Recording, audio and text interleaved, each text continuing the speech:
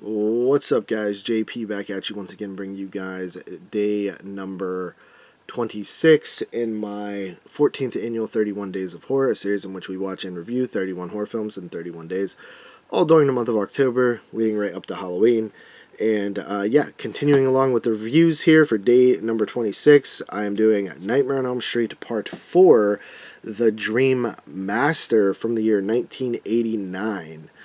And yeah, I went to the drive-in on Friday night and saw 4 Elm Street films, and it was honestly a blast. I mean, I mentioned it in the previous 2 reviews, but me and 5 other friends were sitting on some hay bales. We had like a little fire pit in front of us, and we were, right up near the front.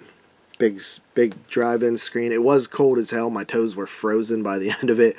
Temperature dropped down to the low 40s, so it was a little bit cold. I didn't quite dress as warm as I should have, thinking that the fire would have protected me a little bit more, but it did not as much. I was pretty okay. Everybody else was a little bit colder than me, but my toes were really cold.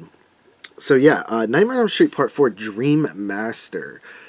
This is the first Nightmare on Elm Street I remember seeing when I was a kid, and I used to watch it all the time, like religiously on VHS, and I absolutely loved it. And as an adult, I don't think I feel as strongly about it. It used to be my favorite, but I still do really like it. So this one follows the events of Part 3, which I guess I never really appreciated how Elm Street has kind of done that, where like Part 1 happens, and then Part 2, it doesn't really follow the same characters, but it does reference the first characters, and then Part 3 has the same characters from Part 1, and then Part 4 has the same characters from Part 3, and then Part 5 has the same characters from Part 4, but it's like they also sort of, you know, get rid of some of the characters too. So it's kind of interesting. It's kind of cool that they did that, though. I do appreciate that. I never really thought about it, but they do sort of like continue each other, which is nice, because that definitely didn't happen in like a lot of the Friday 13th films and stuff like that. So yeah, so this one takes place a little bit after Part 3. The kids are still in high school. We have our 3 surviving characters from Part 3, which, when you really think back to, kind of interesting who they chose to survive. But obviously, we have Kristen. She has been recasted from Patricia Arquette now to Tuesday Night, which I actually kind of like Tuesday Night more, I think. They're both good, but I actually really like Tuesday Night. And Kincaid returns and Joey returns, and Kristen is having nightmares, and she pulls Kincaid and Joey into her nightmares, but there's no sign of Freddy, really, but there kind of is. There's hints of Freddy. But Kincaid and Joey basically yelling at Kristen, saying, like, hey, like, Freddy is dead. Like, we killed him. He's buried and consecrated. So stop messing around in these dreams and dragging us in here. You're messing up our sleep, and maybe if you keep messing around here, it's going to bring Freddy back. And essentially, that is what happens. Freddy does come back, and he quickly, spoiler alert, but he gets rid of the original cast from Part 3 pretty quickly. And we're following a couple of new characters. One being Lisa Wilcox, I believe, who is the protagonist in this film, and she sort of inherits the powers of Kristen as well as her friends as they are killed off. So that is kind of an interesting. That's where the Dream Master thing comes from. So she, it's basically that she has to stop Freddy again, and there's, honestly,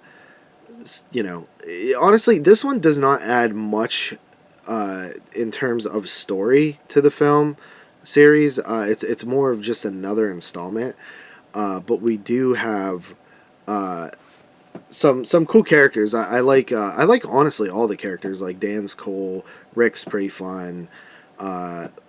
Lisa Wilcox character is, her name's Alice. She's really fun. She's pretty good in the role. She daydreams a lot and stuff like that, which is kind of an interesting concept. We didn't really see the daydreams. Like, all the daydreams are, like, more positive. And we haven't really saw that in the Nightmare on Elm Street series before, so that's kind of cool.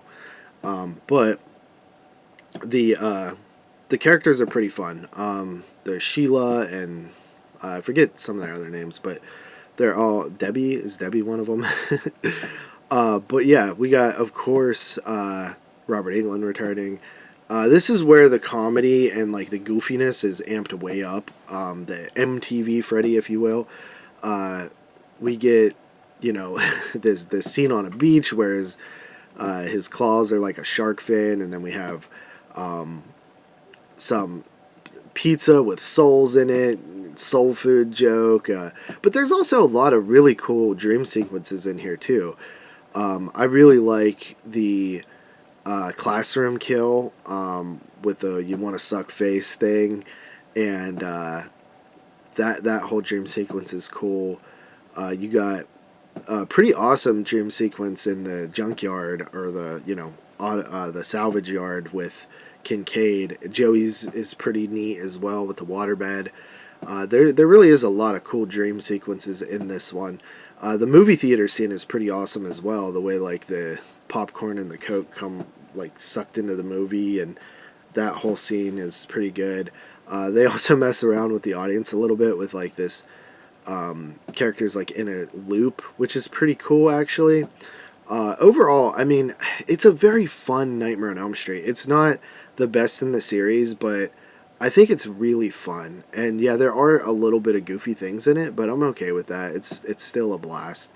And it has the best soundtrack in the Nightmare on Elm Street series. Like, part 3 was good, you know, with the Dokken and stuff, but part 4 has a lot of awesome songs, including the title song that is actually sung by Tuesday Night, I believe, which is pretty cool.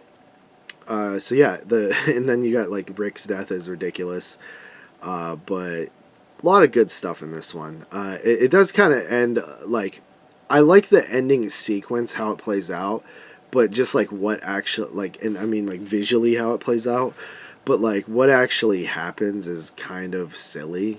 Like the ending isn't the best, but yeah. So that is Nightmare on Elm Street Part 4, Dream Master. I think it is still pretty fun though. So with that said, give it a, honestly, I'll give it an 8 out of 10.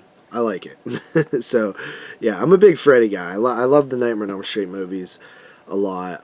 The first 5 are, you know, I've even grown a little bit more on 5. But the first 5 are pretty fun movies. 6 I have my beefs with, but I still enjoy it. And Wes Craven's New Nightmare is actually like pretty well made. It's just not as fun as the other ones. And of course I like Freddy vs. Jason. So with that said, I hope you guys enjoyed the review. Oh, the cockroach death is also really good. A lot of good effects in this one. But yeah, so hope you guys enjoyed. See you tomorrow. Peace.